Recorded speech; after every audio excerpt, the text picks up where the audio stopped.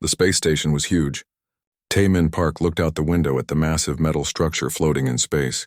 It was bigger than any city he had ever seen on Earth. The Galactic Council Station hung in the darkness like a giant metal moon, with lights blinking all over its surface. Taemin adjusted his blue suit and checked his watch. He was Earth's ambassador, and today he had to meet with the most powerful aliens in the galaxy. He had done this many times before, but something felt different today. The aliens seemed angry about something. He walked down the long hallway toward the meeting room. The walls were made of some strange metal that changed colors as he moved. Alien workers floated past him, some with tentacles, others with crystal bodies that sparkled in the light. They all avoided looking at him. The meeting room was enormous. 3 alien leaders sat at a curved table that looked like it was made from one giant piece of black stone. Taemin had met them before, but they still made him nervous. The first alien was Vorthek, who spoke for the crystal people called the Vorthak. His body looked like living glass, and light moved through him in strange patterns. When he talked, his voice sounded like wind chimes in a storm. The second alien was a floating cloud of gas that called itself Nethvon. It represented the Netherians, who had no solid bodies at all. The cloud changed colors when it talked, shifting from blue to purple to red. The third alien looked like a giant insect with 6 arms and 4 eyes. Her name was Quiltar, and she spoke for the Quillan species. When she moved, Taemin could hear her shell clicking. "Ambassador Park," Vorthek said, his crystal body flashing bright red. "Sit down. We have important things to discuss." Taemin sat in the chair across from them. It was too big for humans, so his feet barely touched the floor. "Thank you for meeting with me. I hope we can work out the trade agreements we discussed last month." The 3 aliens looked at each other. Nethvon's cloud turned dark purple, which Taemin knew meant anger. Quiltar's 4 eyes all focused on him at once. "There will be no trade agreements," Vorthek said. The lights inside his body pulsed faster. "Your species has become a problem." Taemin felt his heart start beating faster. "I don't understand. What kind of problem?" Quiltar leaned forward, her shell making scratching sounds on the table. "Humans spread too fast.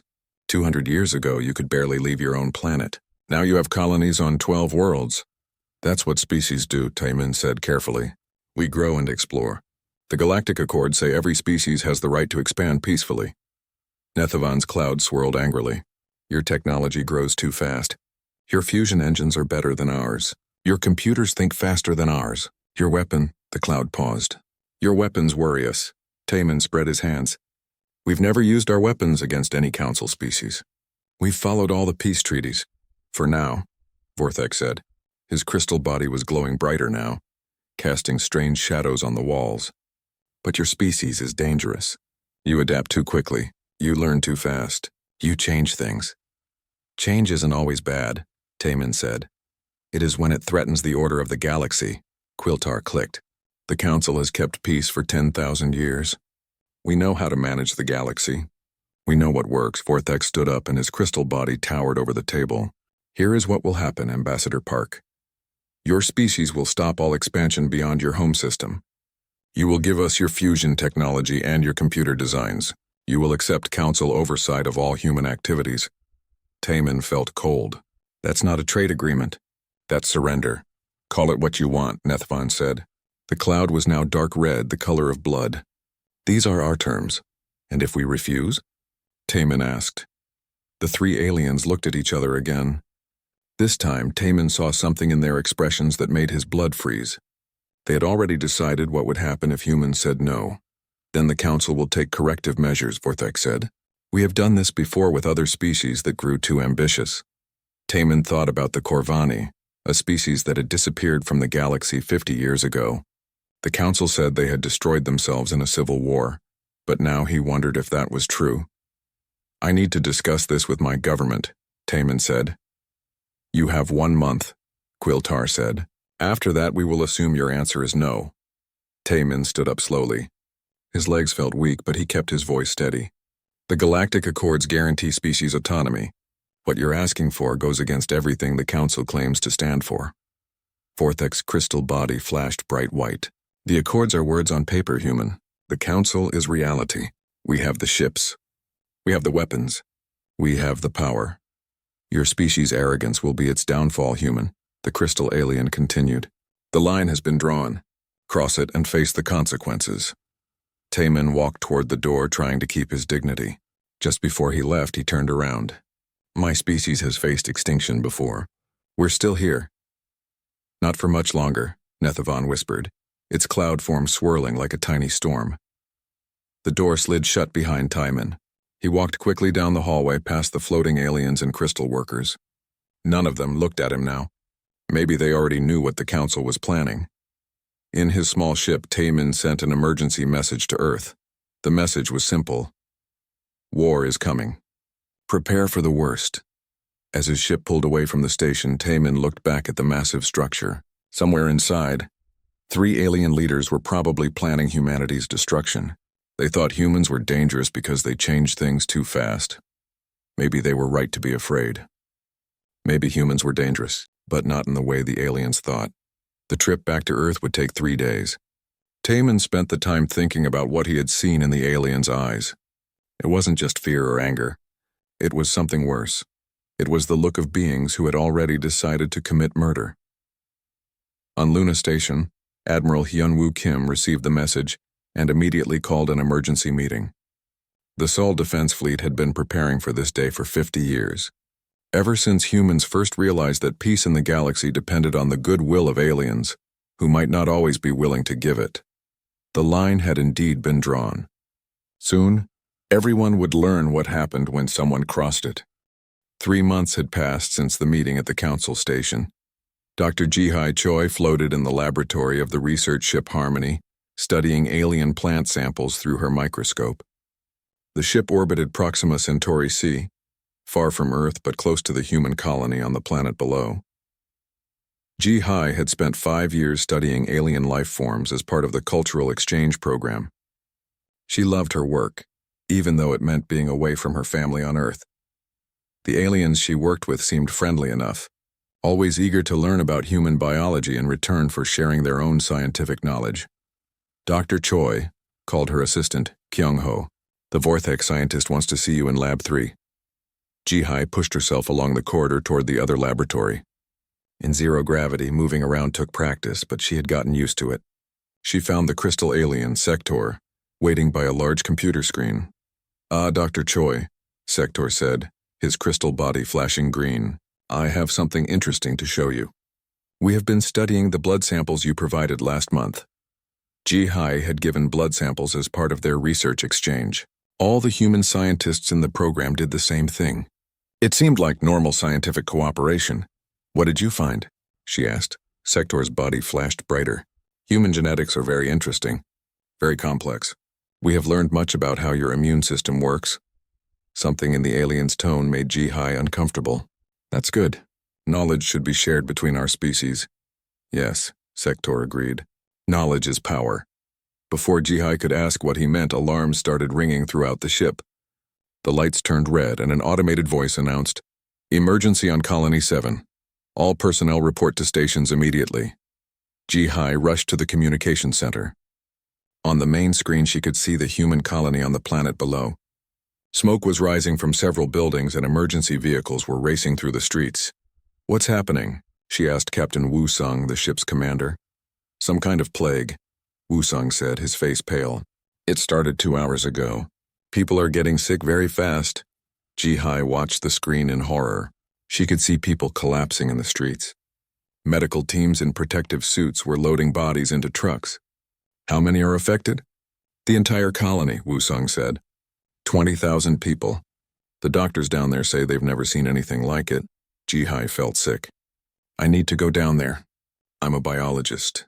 Maybe I can help." "No," Wu-sung said firmly. "It's too dangerous. We don't know what's causing this."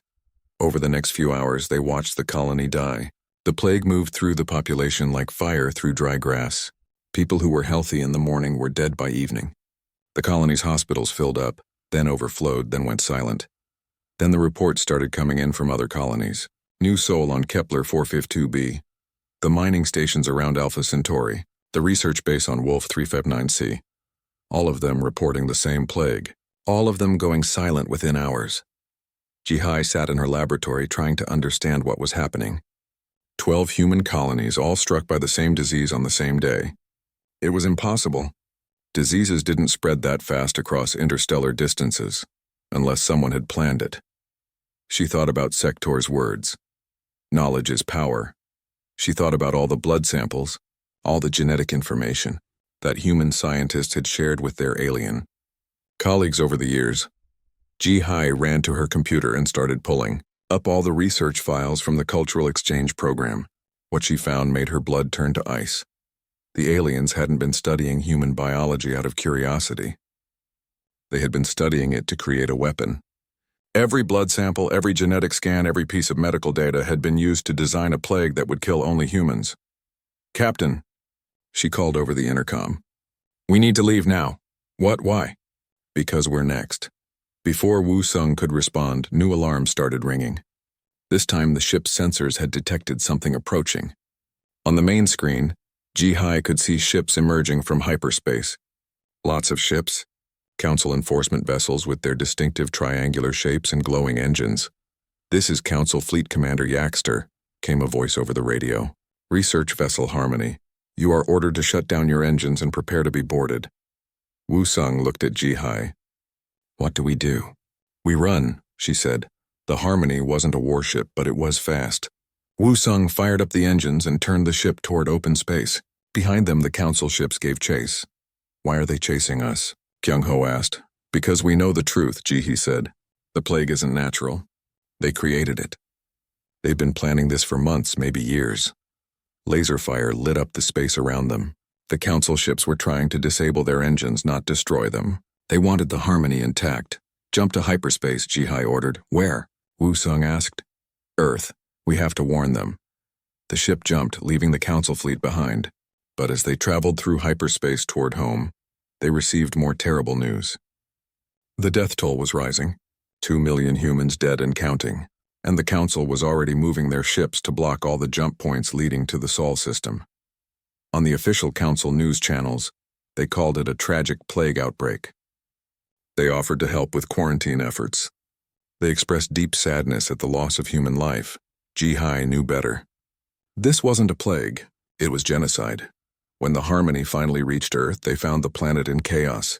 The Sol Defense Fleet was mobilizing, and Admiral Hyun-woo Kim had declared a state of emergency. But they were too late for the colonies. In the secure briefing room on Luna Station, Ji-Hai presented her evidence to the military commanders. Blood samples, genetic scans, research files that proved the Council had been planning this attack for years. "They used our own trust against us," she said.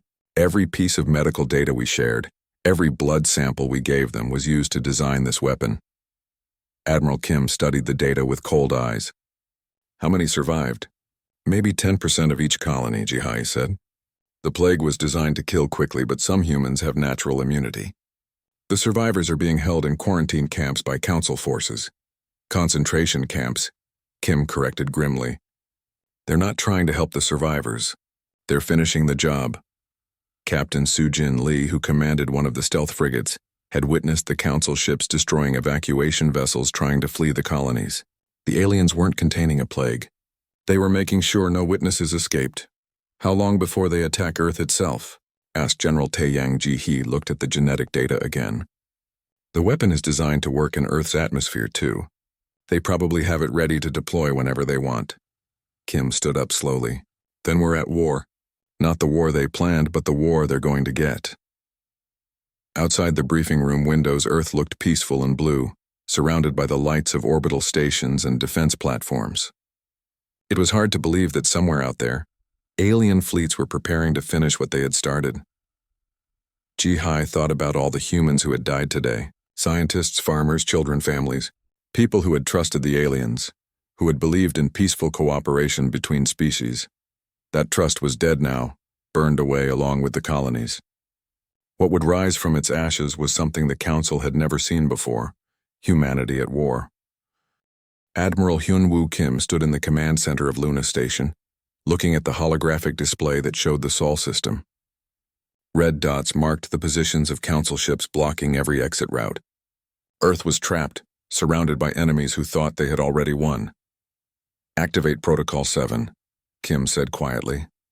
The officers around him froze. Protocol 7 was Earth's most secret military plan, For 50 years, human engineers and strategists had been preparing for the day when the galaxy might turn against them. That day had come. Lieutenant Minke ran his hands over the control panel. Hidden across the solar system, secret bases began coming online.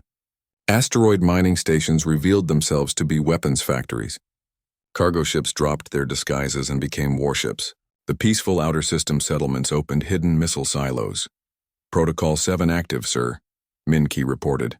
All hidden assets are responding. Kim smiled grimly. The Council thought they knew everything about human military strength. They had seen the Sol Defense Fleet with its 20 cruisers and 50 destroyers. They thought that was all humanity had. They were wrong. Captain Dong Hyun Yoon checked his equipment one more time before the mission briefed. His team of 12 soldiers wore black armor that bent light around them, making them nearly invisible. Their ship, the Shadow, was built from stolen alien technology and human engineering. It could slip past any sensor system the Council had. Remember, Dong Hyun told his team, we're not just gathering intelligence. We need to hit them where it hurts. Make them understand that humans can strike anywhere, anytime. The target was a Vorthak mining facility on the moon Kethtar, 3 systems away from Sol. The moon was rich in rare crystals that the aliens used to power their ships. More importantly, it was deep in Council space where they thought they were safe. The Shadow jumped to hyperspace, using new stealth technology that made their jump signature look like a meteor. When they arrived at Kethtar, the mining facility looked like a crystal city growing out of the moon's surface. Too easy, whispered Sergeant Hanna as they approached in a stolen Council shuttle. But when they got inside the facility, they found something unexpected. The Vorthak weren't just mining crystals. They were studying human technology. In the main laboratory, dozens of human devices were being taken apart and analyzed. Fusion reactors, computer cores, weapon systems, all stolen from the destroyed colonies. They're copying our tech, Dong-hyun reported to his team. That's why they attacked us. They needed our innovations, but they were too proud to ask for them. The team planted explosives throughout the facility and downloaded all the research files. As they prepared to leave, they discovered something even more disturbing. In a secure vault, they found biological samples labeled with human names. The Council wasn't just stealing human technology. They were harvesting human genetic material. Sir, Hana called from another room. You need to see this. Dong-hyun followed her to a communication center where alien messages were being processed. The translations made his blood run cold. The 3 Council species were dying. Their birth rates had been falling for thousands of years. They needed genetic diversity from younger species to survive. They're not trying to destroy us, Dong-hyun realized. They're trying to replace themselves with us. The team set off their explosives and escaped as the crystal facility crumbled behind them. But now they knew the truth. This wasn't just a war for territory or resources. The Council was fighting for its very survival. Back in the Sol system, engineer Bora Nam worked frantically in a hidden facility inside the asteroid series. Around her, thousands of automated factories built weapons that had never been tested in real combat. Antimatter torpedoes with artificial intelligence that could learn and adapt during flight. Drone swarms that could think like humans but move like machines. How many do we have ready? Asked the facility commander. 50,000 torpedoes, Bora replied, wiping sweat from her forehead. Each one is smart enough to outwit any alien defense system. They can rewrite their own programming during combat. The torpedoes were humanity's secret weapon. While the Council had better shields and stronger hulls, they had never faced weapons that could evolve during battle. Their military doctrine was thousands of years old. Based on predictable tactics and rigid formations, human weapons didn't follow rules. Dr. Ji-hai Choi had been working non-stop since returning to Earth, analyzing alien biological samples collected from battlefields. What she discovered gave humanity a crucial advantage. The 3 Council species had a weakness that they didn't even know about. Their nervous systems all operate on the same frequency, she explained to Admiral Kim. If we can disrupt that frequency, we can temporarily blind them. Not permanently damage them, just confuse their senses for a few hours. A non-lethal weapon? Kim asked. Exactly.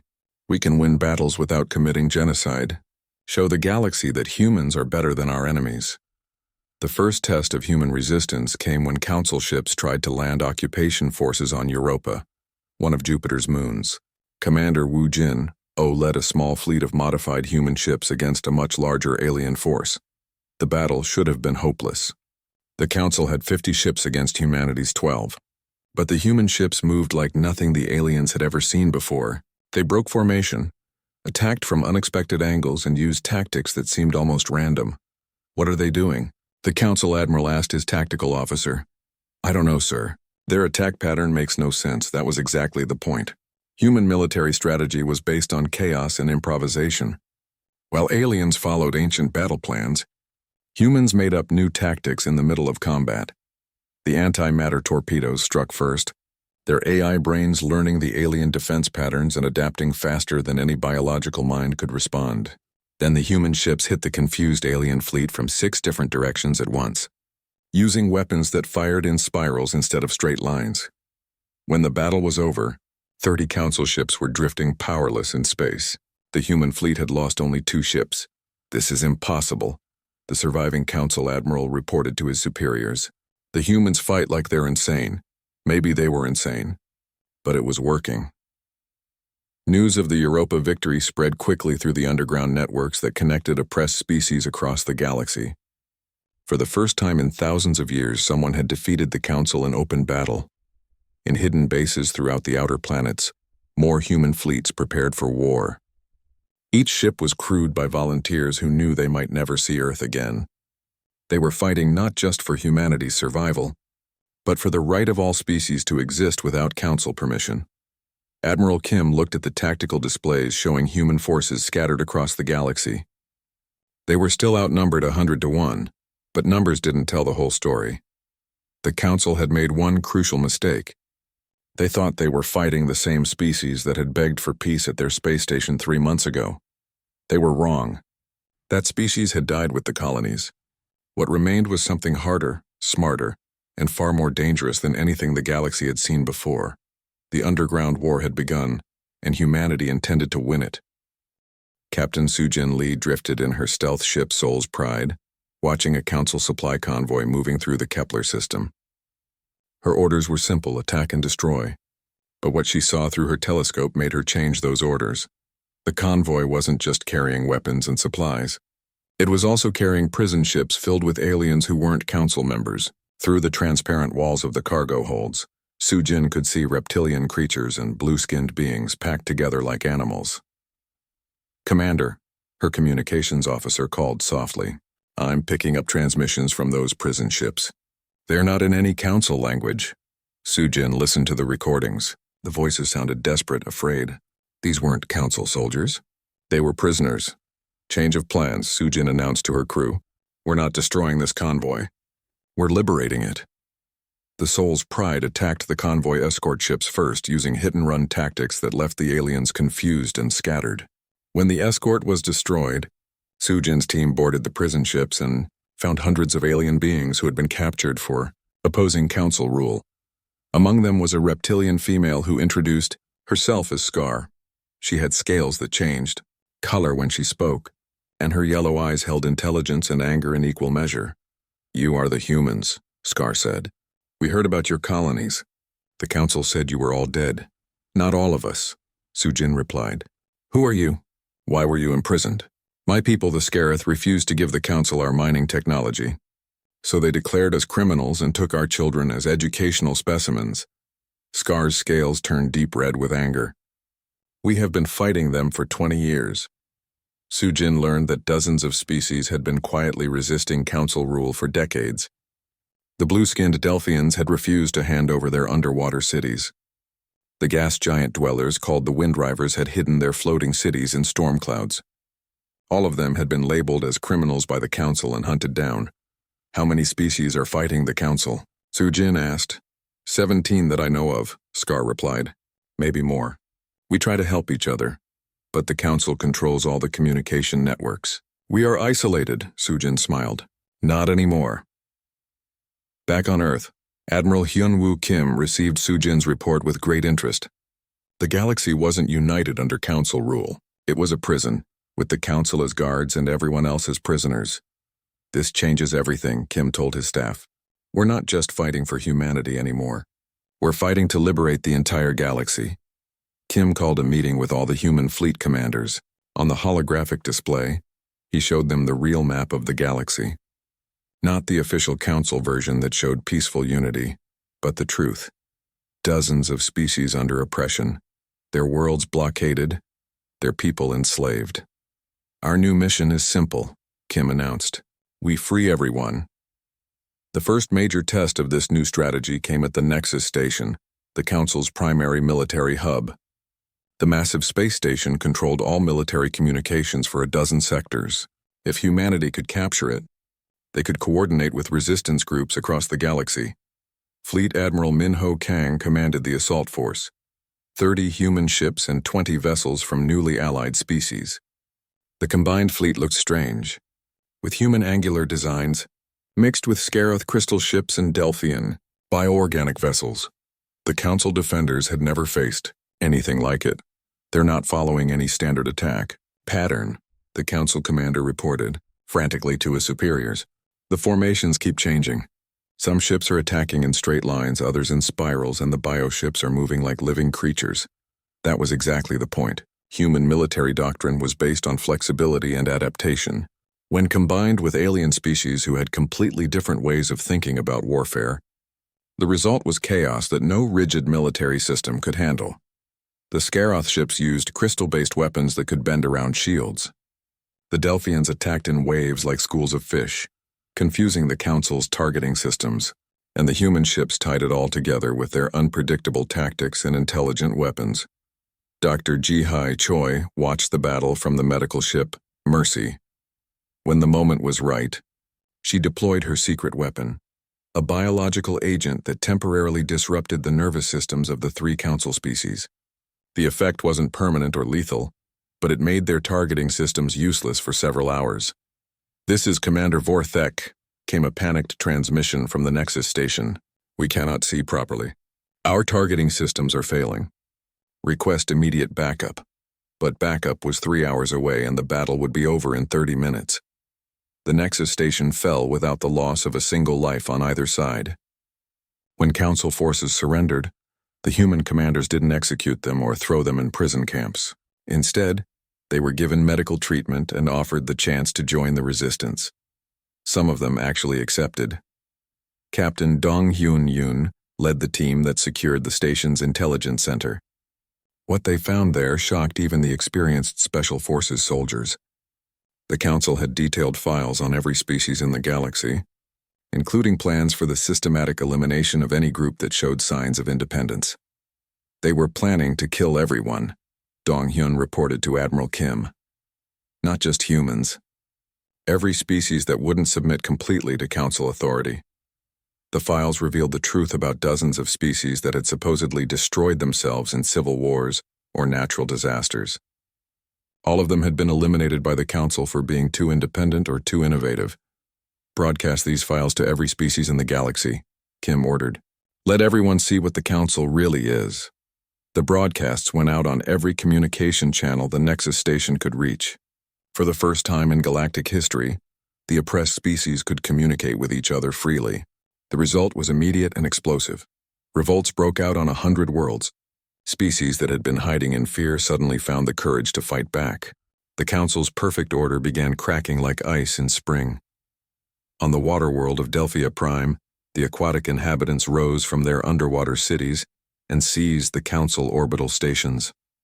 On Scaroth, the reptilian miners turned their industrial equipment into weapons and drove out the occupying forces. On the gas giant Nimbus, the Wind Rivers emerged from their storm cloud hiding places and reclaimed their ancestral home.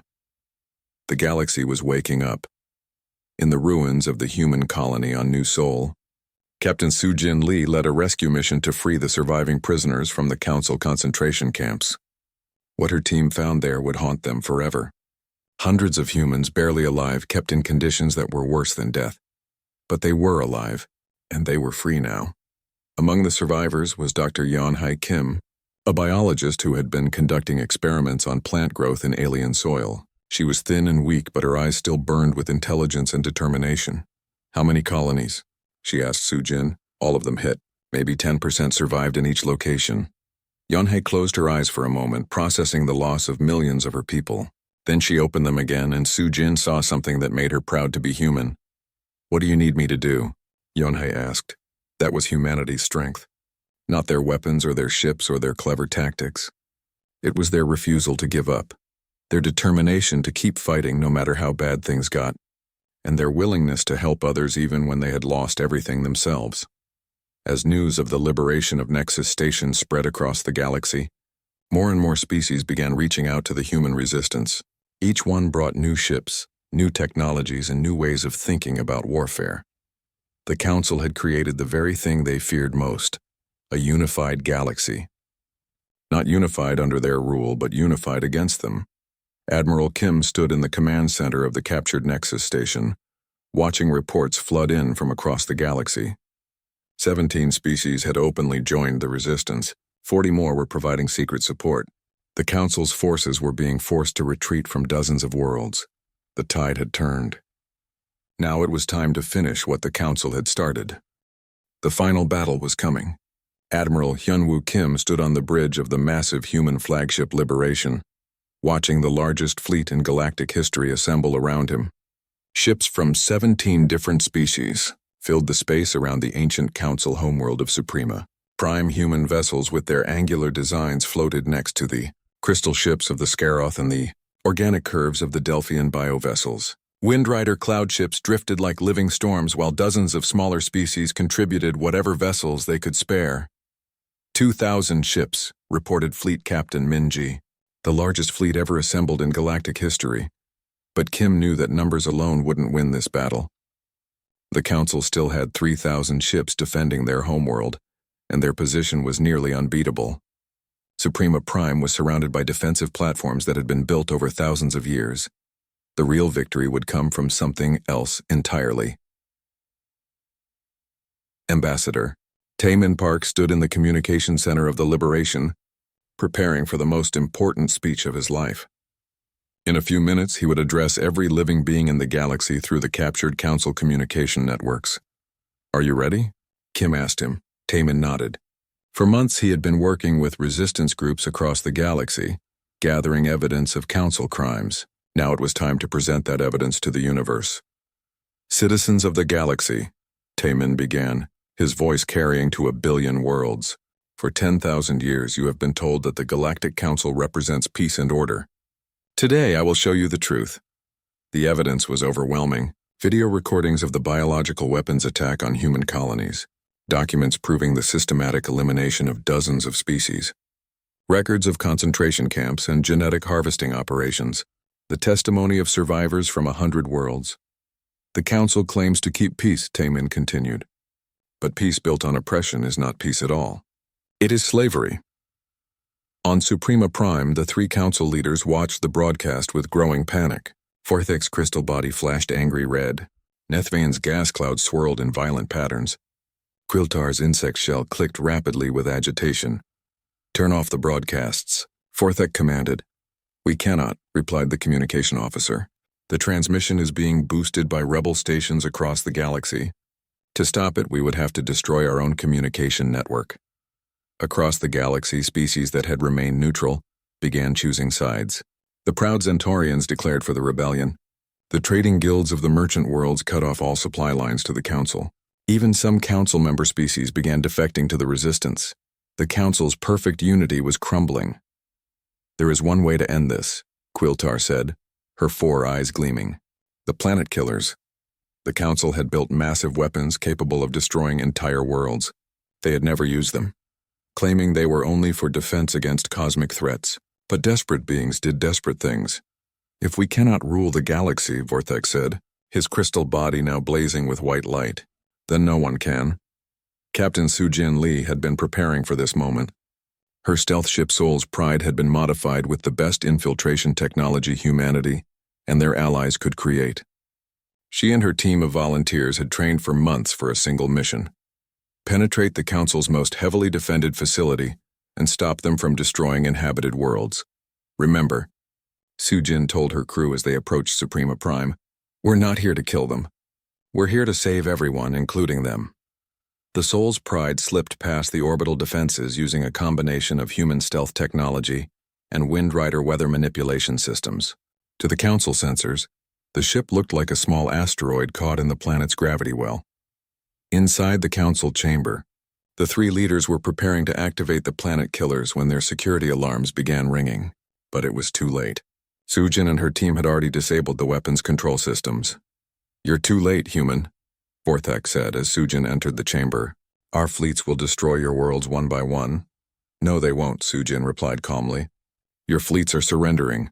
Through the chamber's windows, they could see the space battle raging above Suprema Prime. But it wasn't the massacre the Council had expected. Human and allied ships were using Dr. Jihai's neural disruption weapons to disable Council vessels without destroying them. When the enemy crews recovered, they found themselves surrounded by rescuers offering medical aid instead of executioners offering death. Many of them simply stopped fighting. "This is impossible," Nethvon swirled angrily. "Our species are superior. We have ruled the galaxy for millennia. Your species are dying," Sujin said. "We know about the genetic problems, the declining birth rates. You're so afraid of extinction that you decided to destroy everyone else instead of asking for help." Quiltar's shell clicked rapidly. "Why would inferior species help their superiors?" "Because we're not inferior or superior," Sujin replied. "We're all just people trying to survive in a dangerous universe. The difference is that humans learn to survive by helping each other, not by conquering each other." The final transmission came from Admiral Kim on the Liberation. Speaking to both the Council leaders and the watching galaxy, he offered terms that no one had expected. "This war can end today," Kim announced, "not with the destruction of the Council species, but with their integration into a new galactic community. One based on cooperation instead of domination." The offer was unprecedented. Despite everything the Council had done, humanity was offering them a chance to join the new order as equals, not conquerors or prisoners. Vorthek's crystal body flickered between red anger and blue confusion. "You would trust us after what we did to your colonies?" "We don't trust you yet," Kim replied honestly. "Trust has to be earned, but we're willing to give you the chance to earn it." The Council's surrender came not with fanfare, but with exhausted relief. The three leaders, faced with the choice between destruction and cooperation, chose to live. In the months that followed, the galaxy began to rebuild. The Galactic Council was dissolved and replaced with the Galactic Alliance, where every species had an equal voice regardless of their military power or economic strength. Dr. Jihai Choi established the Interspecies Medical Exchange, sharing human healing technology freely with all species, including former enemies. The genetic problems that had been slowly killing the Council species began to reverse as new medical treatments became available. Engineer Bo-Ra, Nam led the construction of new cities on worlds that had been devastated by war.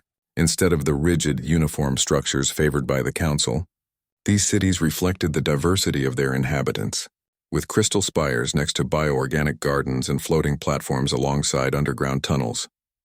Captain Dong Hyun Yoon formed the first integrated military units, with soldiers from dozens of species working together to protect trade routes and prevent conflicts. The old rigid formations gave way to flexible tactics that combined the strengths of every species.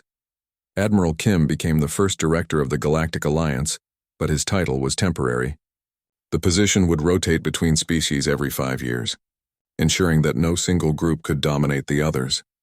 Years later, Ambassador Taemin Park stood in the new Galactic Assembly on the neutral world of Harmony Station. Around him, delegates from over 200 species worked together to solve problems that affected the entire galaxy. Through the Assembly's windows, he could see ships from dozens of worlds docked at the station. Human vessels shared space with Scaroth crystal ships, Delphian biocraft, and even a few reformed Council vessels that now flew under the Alliance flag. "The galaxy belongs to everyone now," Timon said to a young human diplomat who was just starting her career. "Was it worth it?" she asked. "All the fighting, all the losses?" Timon thought about the millions who had died in the colonies, the brave soldiers who had given their lives in the liberation, and the long, difficult work of building peace from the ashes of war. "Freedom always costs more than slavery," he said finally, "but it's always worth the price." In space around Harmony Station, the lights of 1,000 ships twinkled like stars. Each one carried people from different worlds with different dreams, working together to build something better than what had come before. The Galactic Council had tried to break humanity's line of expansion and turn them into slaves. Instead, humanity had broken the galaxy's chains of oppression and set everyone free. The stars belonged to everyone now, and the future was bright with possibility.